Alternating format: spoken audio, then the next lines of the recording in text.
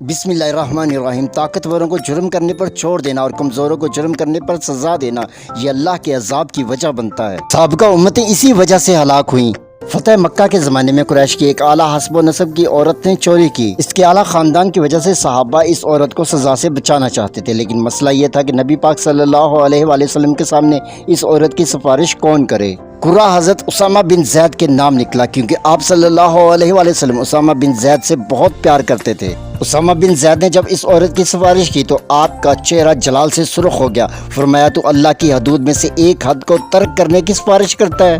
हज़रत उसामा बिन जैद ने मुआफ़ी की दुआ की दरख्वास्त की। फरमाया कि तुमसे पहले लोगों को इस बात ने हलाक किया कि इनमें से जब कोई मुअज़्ज़ज़ आदमी चोरी करता तो उसे छोड़ देते, और जब इनमें से कोई कमज़ोर चोरी करता तो उस पर हद जारी करते थे। कसम है, अगर मेरी बेटी भी चोरी करती तो मैं उसका हाथ काट देता। सही मुस्लिम शरीफ हदीस नंबर 4405।